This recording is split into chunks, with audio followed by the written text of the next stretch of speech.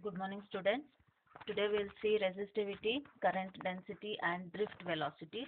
These are very important topics as exam point of view and also for your entrance exams. Because these have some derivations and equations, so that which are very frequently necessary for your numericals solving the problems. Okay, so let us see what is meant by resistivity, current density, and drift velocity. So first let us see what is meant by resistivity. So from Ohm's law we have seen what is meant by resistance. So that is resistance is what? V by I, right? So now another equation for resistance for a conductor of length L and the cross section area A, that is given by R equal to, which is proportional to L upon A. That is, L is the length of the conductor and A is the area of the cross section area of the conductor. Now the resistance R of a conductor of a certain material at a certain temperature is proportional to the length and inversely proportional to cross sectional area. So these are the 2 points which resistance is taken according to the conductor. So the resistance of the conductor depends from conductor to conductor. It varies from one conductor to another conductor. So that's why in equation it is written as R is proportional to L upon A. So this proportionality constant is taken as rho. Rho is nothing but the resistivity. So R equal to rho into L upon A. Consider this as equation number 1. So what is rho here? Rho is nothing but the resistivity or the specific resistance. So from this equation we can write rho is equal to R into L upon A. So what is specific resistance here?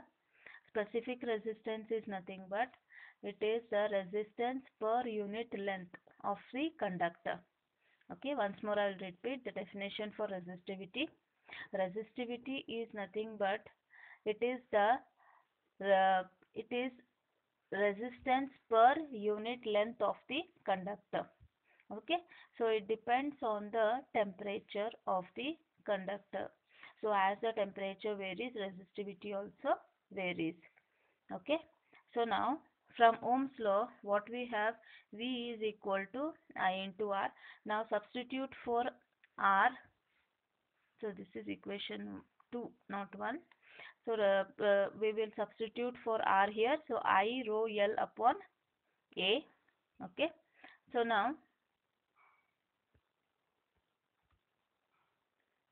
let us go for current density. So all these equations are related. Hence we will be moving from one definition to another definition. So current density. So what is meant by current density? So electric current per unit area taken normal to the direction of a conductor, that is known as the current density, and it is denoted by the letter J. That is, suppose this is a conductor and how much current is passing through this uh, conduct conductor gives the current density. So that is J equal to I by A. Followed. So here SI unit is nothing uh, is ampere per meter square. So therefore current is, for the current it is ampere, and for area is the meter square, so it is a ampere per meter square. And here it will be moving in the direction of the positive charges, therefore it is a vector quantity. The current density is a vector quantity. One thing you have to note here, note that current is a scalar quantity but current density is a vector quantity. Okay, so here AE is what? It is the uniform electric field, and L is the length of the conductor, and V is the potential difference across the conductor. So according to the definition, electric field is nothing but V upon L.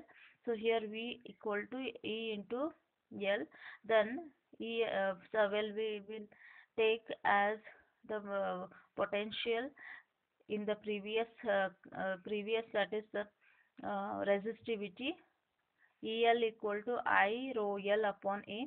So here what is I into A? This is the current density. Therefore EL equal to J rho L. L gets cancelled and E is what? J into rho. So this is how the electric field is related to the current density as well as the resistivity. So this is equation number 3. Okay. Now J equal to what? 1 upon rho, that is equal to sigma. So we will take this as, so if it is 1 upon rho is the resistivity, that 1 upon rho is the reciprocal of resistivity, that gives the conductivity.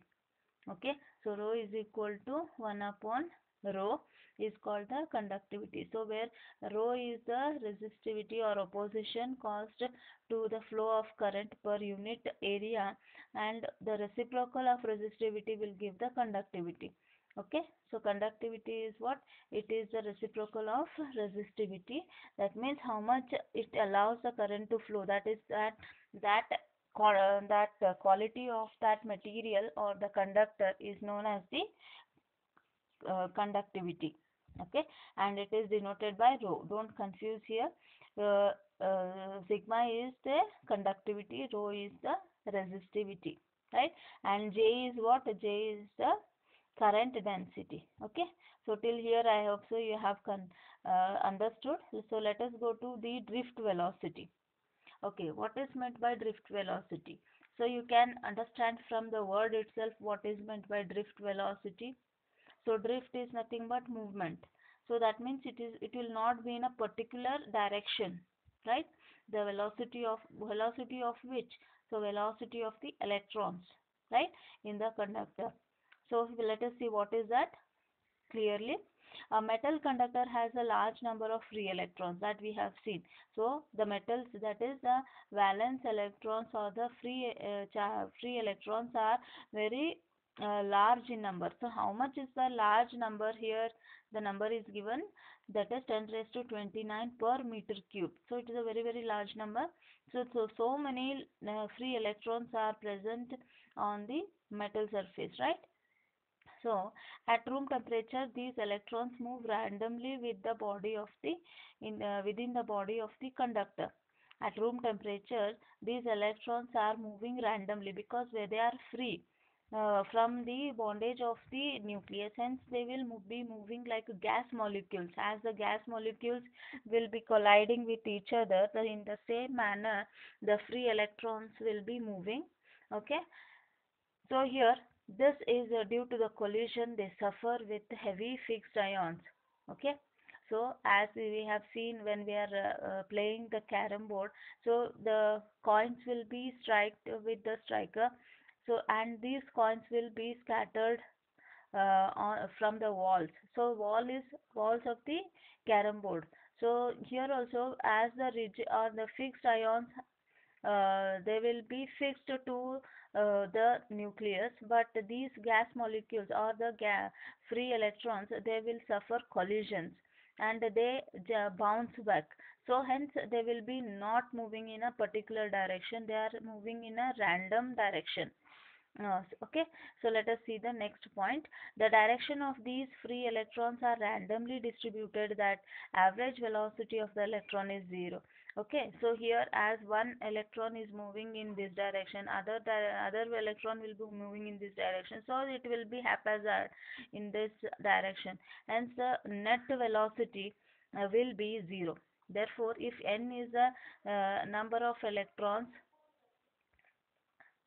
if capital N is the total number of electrons, 1 by n equal to summation of I equal to 0 to n vi equal to 0. So equation wise we can write here for the net velocity, where I equal to 1 to n, there will be n number of electrons.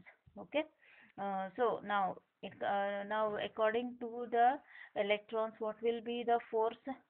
So force is equal to So due to this collision, the electrons experience some force in the opposite direction of the electric field.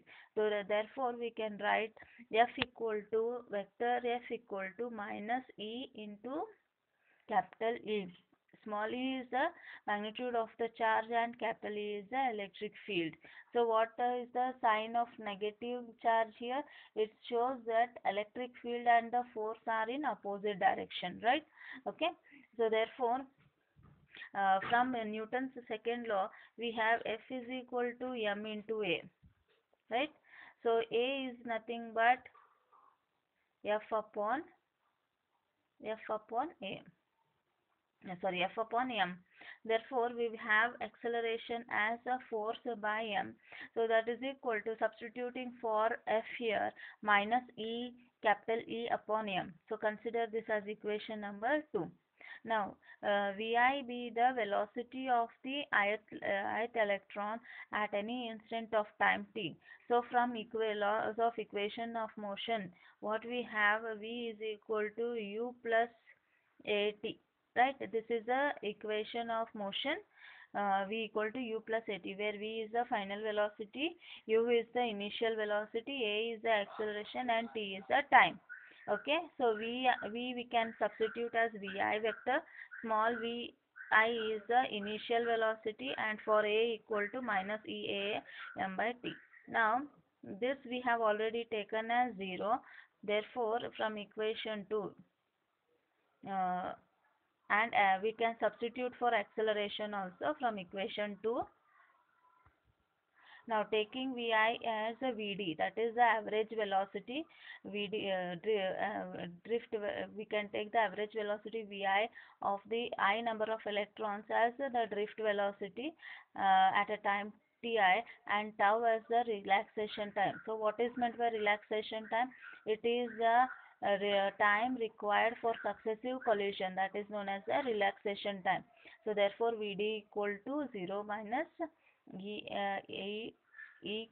by m into tau. So Vd equal to minus E capital E by m into tau. So where Vd is the drift velocity or average velocity with which the free electrons get drifted towards the positive end of a conductor. So now positive means, hence we will take it as positive. So Vd equal to E capital E tau by m. So this is the equation, final equation for the drift velocity.